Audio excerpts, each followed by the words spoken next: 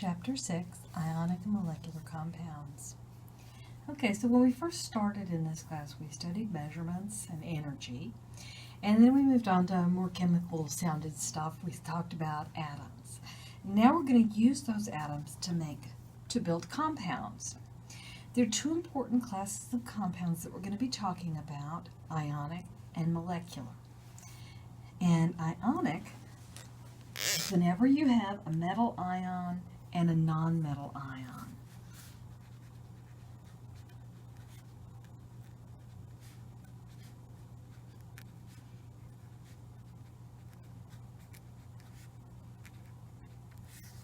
Molecular or covalent compounds have two or more nonmetal ions, or two or more nonmetals.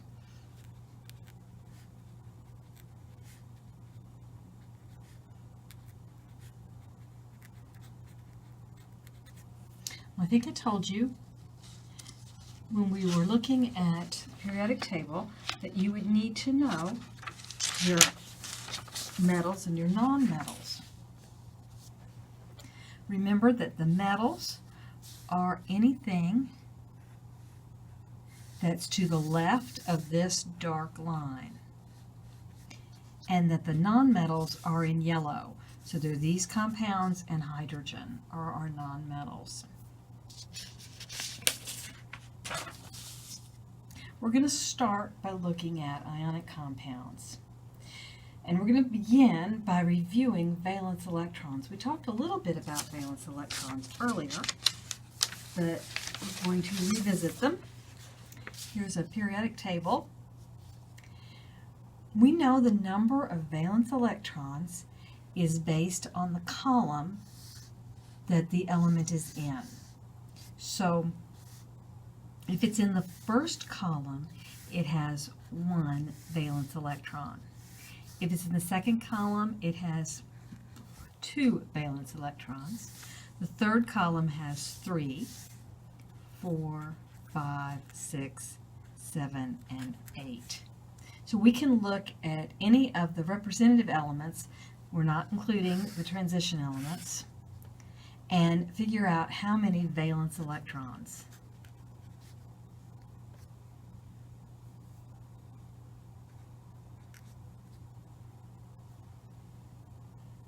we've got. These are the electrons that an atom has. But every atom, except hydrogen and helium, wants to have 8 electrons in its outer shell, in its valence. Hydrogen and helium want 2, and that's because the only orbital those two atoms have available to them is that 1s2, and that 1s2 orbital holds those 2 electrons. So how can they get that magic number of 8 electrons? Well, they get the right number by trading with other atoms. If they lose electrons, that forms a cation, and it'll be positively charged.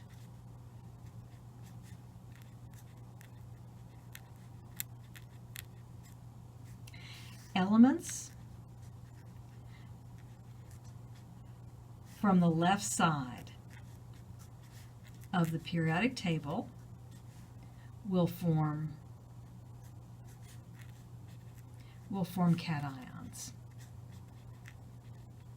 And you can remember here that we have positive feelings about cats, and so cations are positive. So some atoms get their 8 electrons by losing electrons. Some atoms get their 8 by gaining electrons. If you gain an electron, then you form an anion, which is a negatively charged ion. And this makes sense because if you gain something that's negative, you're going to have more electrons than protons, and so you'll be negative. And the ones that gain electrons are the nonmetals, the yellow ones in that picture that I showed you. Note, only electrons are gained and lost.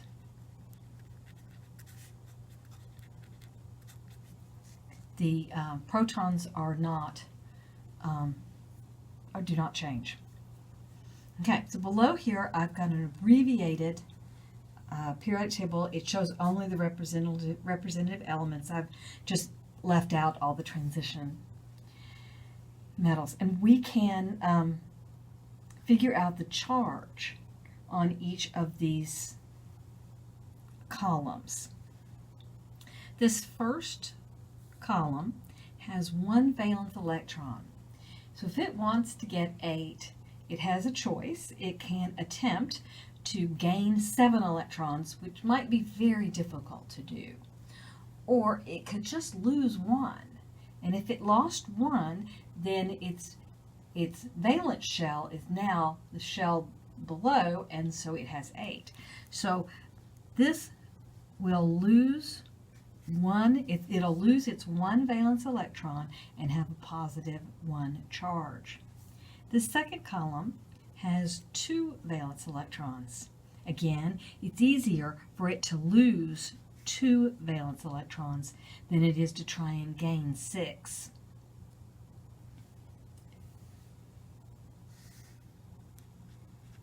Aluminum and boron, gallium, these have 3 valence electrons, and they lose them rather than to try and gain 5.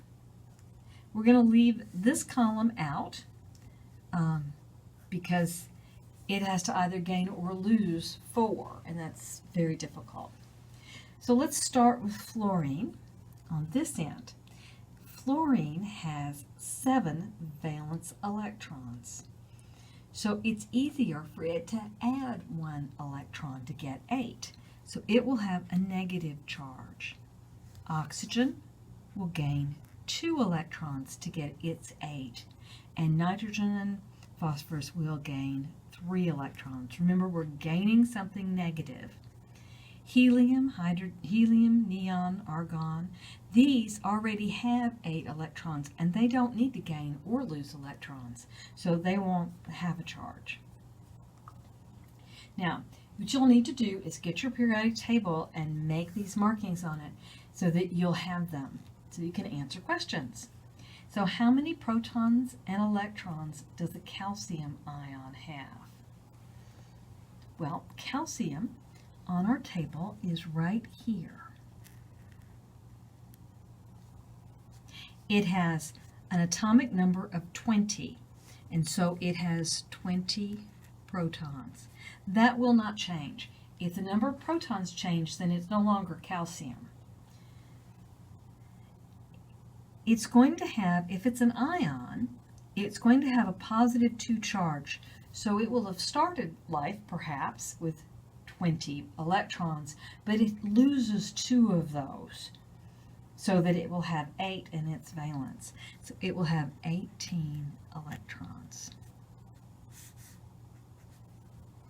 How many protons and neutrons does a fluoride ion have? Well, fluorine is right here. It's going to have, it has an atomic number of 9, so there are 9 protons.